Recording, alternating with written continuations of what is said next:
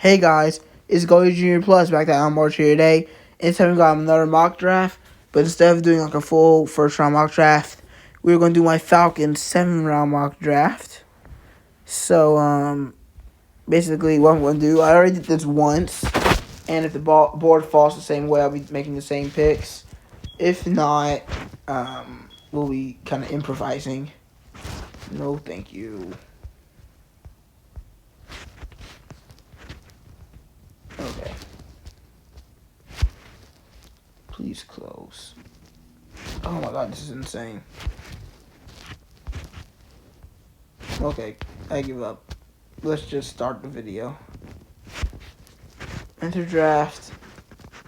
We're not going to... What? Did y'all just see that?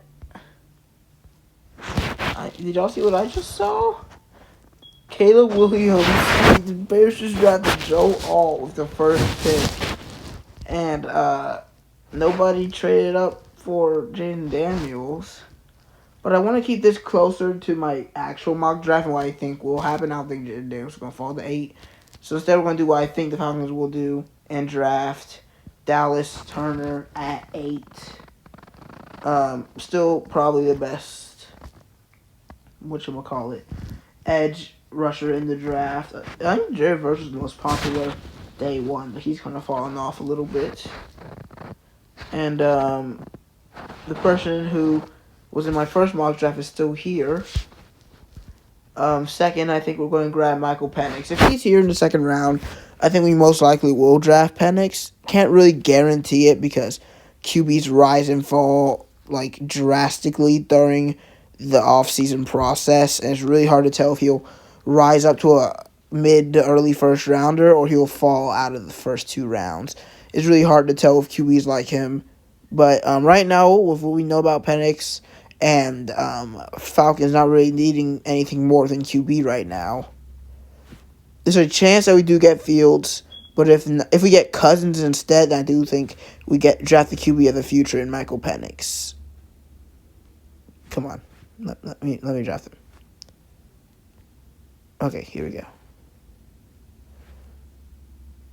So here at 79, I saw this, and I was like, it was similar to this at least. Trading down with Cincinnati for their pick, and also a pick with 175. I don't know when 175. Dude, how did that even happen this time? Oh my god, this is insane. Whatever. Now we have 2 picks back to back. And here I had us picking our first defensive player. What? I had us picking Kalen King out of Penn State. He's the next best cornerback here, and he's 88. But Kalen King used to be pretty high. I think in my first round draft, he actually went in the first round. But I think he still deserves like a higher pick. And if we get him at round 3 pick 79, I do think that's good. We don't especially need corner, but I do think it's a position that we should draft, especially because you can use 4, and I think you should use 4 cornerbacks on your team. I don't think you should just stick with 3. And, yeah, Kalen King is who I want to pick here. And let's see if this next guy is still on the board. To receiver, he is not on the board. But honestly, I think that's fine. I actually want to see where he got picked. His name is Devontae Walker. He got drafted by the 49ers actually way earlier. But I think this is fine because we still get Xavier Leggett from South Carolina, who could even be picked higher than that. Like, I would not be surprised if Leggett snuck into like late second round. So, yeah, we definitely take him here midway through the 3rd round. And next we've got round 4 pick 109, I believe. And here I had us picking defensive line for the second time. But Mason Smith is not here as a second time. But honestly, I've heard a lot of good stuff about Tyler Davis. They don't have late round clipboard things, but I know if you go to an earlier player, let's take Cooper Beebe. like they have a whole profile on him if you want to learn more about the players. But later players, they haven't. Okay, well, they got this random offensive tackle that I don't know. I'm trying to see where they. Yeah, here's Mason Smith. He got drafted just a little bit in front of us. But some players like that guy do not have like kind of profiles on this. Of course, this is not the only site for player profiles, but this is where I learned about some of these players. Jonah Ellis honestly would be a good too. Like, if we didn't already draft edge rusher with Dallas Turner, I would like Jonah Ellis, but we're going to take Tyler Davis out of Clemson. I'm not going to be doing any trade-ups. This doesn't have to be that complex. With 142, well, I actually didn't have 142 last time, because I think I traded out for a next year pick with the Bengals last time. This time I traded for a this year draft pick. So we still have, what, 2 picks after this? And it's basically a round after. What position should we go after? So we've got tight ends here. Offensive line. Receiver. I mean, we did just lose running back, so I wouldn't be surprised if we grabbed another one. Joe Milton. And I'm thinking, like, what should we go for here?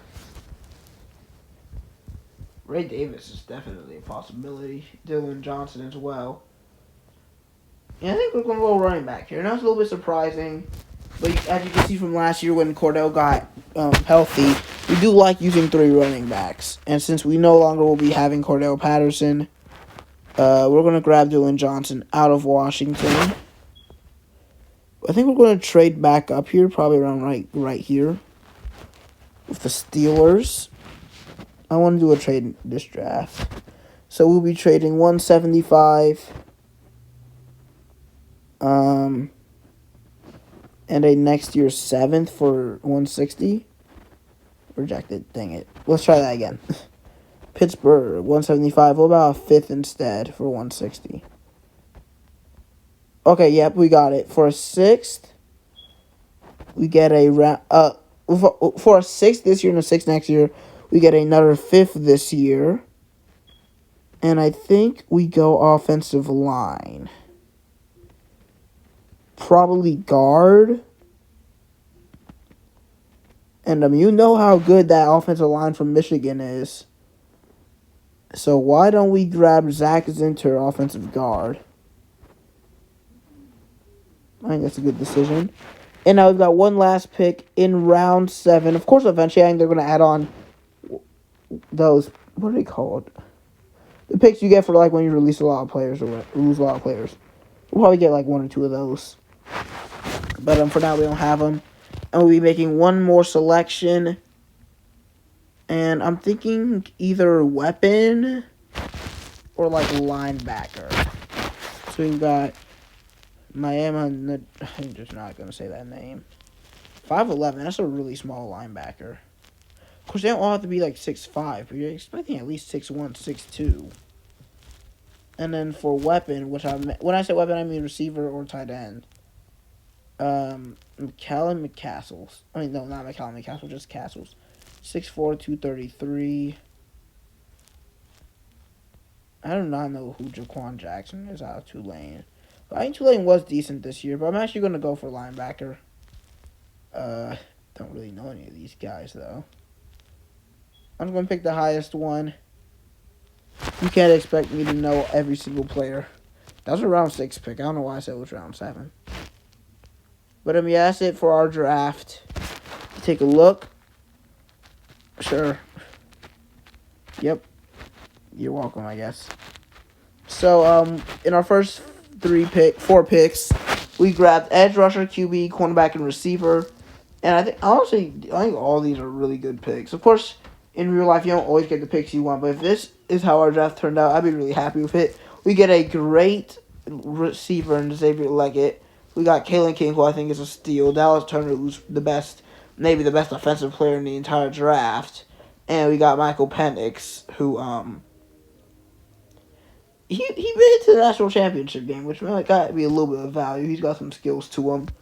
And then I don't know much about Zach Zinter or Miami, but I've heard of Tyler Davis. I think he's decent, and